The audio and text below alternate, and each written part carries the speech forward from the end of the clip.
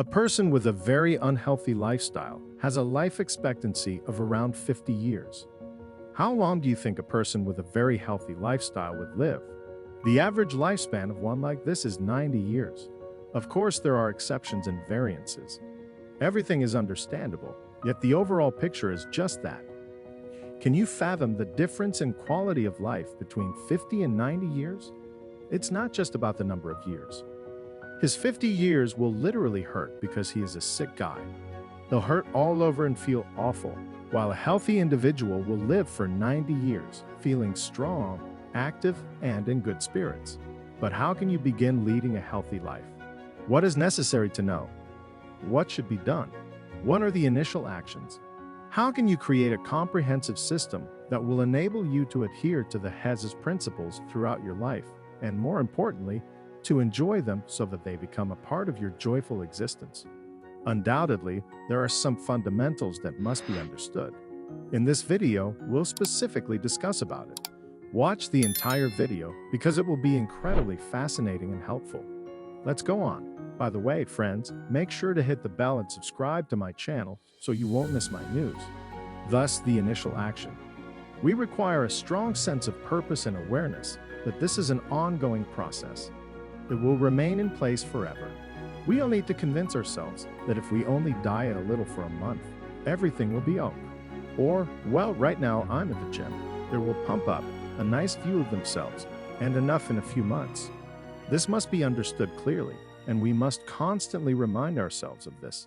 At the same time, we shouldn't think of it as a fight or a difficult victory. This psychological moment is crucial. And we need to remind ourselves that we are now living differently in order to embrace the new reality. And it won't be difficult. Rather, it will be fascinating and eventually enjoyable. Because those that live a WHI adore the process and appreciate it. They have made it difficult for themselves, but they like it and ultimately gain from it as well. We go on to the next item after dealing with motivation and mentality. It's only a theory. You must take a theoretical course. Without it, you can do nothing. If you don't understand the fundamentals, how our bodies work, what kind of diets, exercises, and lifestyle modifications are required, you won't be able to adhere to the concepts of HEAV. Theory is essential. The following elements form the basis of a healthy lifestyle. It starts with nutrition. You must comprehend the foundations of healthy eating. It's important to research which foods should be included to your diet and which should be eliminated from it. The rejection of poor habits is the next element of a healthy lifestyle, although I believe everyone understands what bad habits are at this point. Then we get to the part regarding exercise. While it's not a need to work out at a gym or utilize weights or rock climbing, these are undoubtedly possibilities because exercise is important. However, there shouldn't be the preconceived idea that a WHIW is non-essential if it consists of a barbell and dumbbells. It takes occur in several ways. Therefore, it is crucial to understand the theory behind how our bodies function, including that of our internal organs, adequate diet, and exercise. So let's continue. The third step is to schedule our exercises. A strategy has to be created. The trendiest and most sophisticated choice, of course, is to hire a personal fitness trainer for yourself. But I'm fully aware that this is not a cheap indulgence. It is such an opulent choice, in essence. However, it's also a choice for the lazy, since someone else will take care of everything for you. I do support understanding for yourself what you're doing and what you're doing after all. Ultimately, it doesn't even matter that it saves money.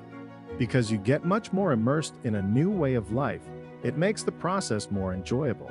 Okay, let's talk about physical exercise, which is essential for leading a healthy lifestyle. Start by getting out and walking more. Take advantage of the chance to drive less and walk more if you can. You can perfectly stroll to work. Instead of using the elevator, you can ascend the steps to your floor. Better yet, use the stairs. Step up your walking. That's always beneficial to you. Of course, incorporate exercise as well. Attend a gym. Start your workouts cautiously every time. For the novice, consistency and regularity will be far more crucial than intense exercise. Relocating on. The following point: food and nutrition. We must realize that nutrition will also follow a specific method. In reality, it isn't as difficult and impossible as it initially appears to be. That I will follow some sort of absolute control and predetermined postulates, live according to a timetable, walk like a robot, and live.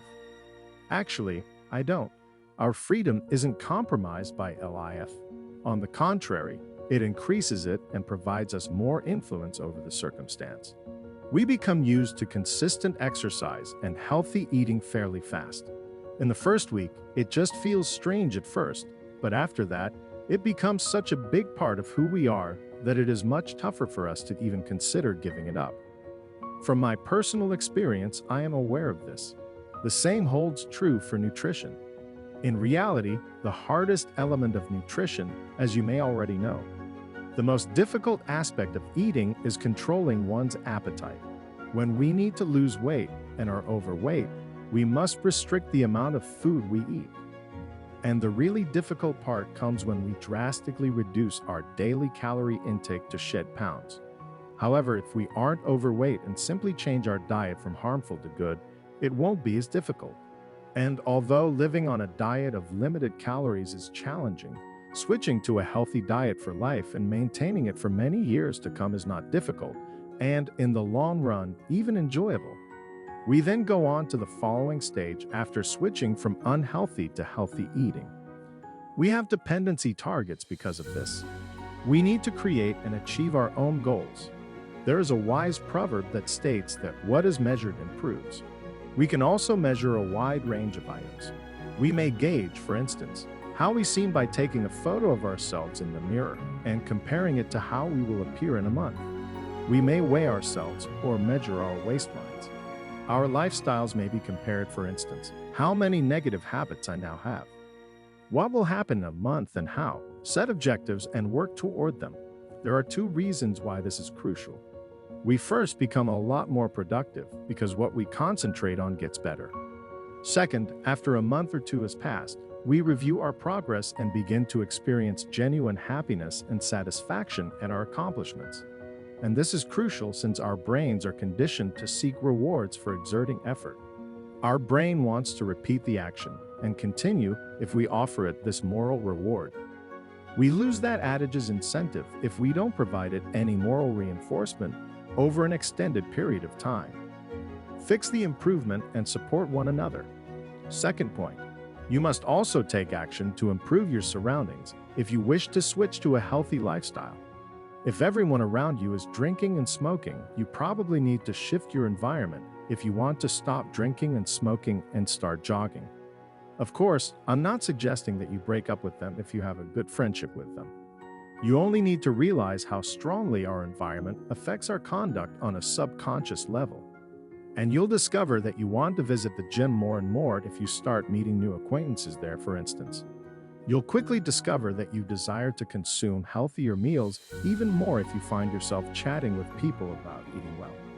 Any endeavor benefits greatly from your environment, and much more so while changing one's lifestyle. The value of a positive outlook. It's been said that nerves are the source of all illnesses. Additionally, 4 more are included here at the pleasure of certain humorists. Okay, so perhaps not all illnesses are genuinely brought on by nerves, but certainly many of them are. Our bodies are truly destroyed by stress, and it has a very negative impact. I'm not sure how to tell you to reduce stress in your life. They will still occur since it is practically impossible to prevent them. But I can only advise you to reduce them. Avoid bumping into them needlessly and avoid overstressing yourself.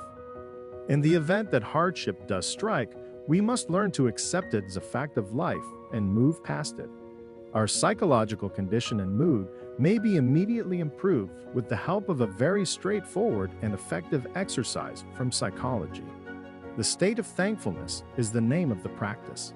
More frequently express thanks for anything, no matter what. It suffices to only be thankful to feel happy. Just say to yourself, "Thank you for this cozy bed. I appreciate being able to drink coffee in the morning. I'm appreciative of having individuals like them in my life." And it's much nicer if you express your thankfulness to individuals close to you as well as to yourself. then very shortly you'll find yourself surrounded by others who are as appreciative. It is real. I'll see you in my other vids as well. We'll talk shortly.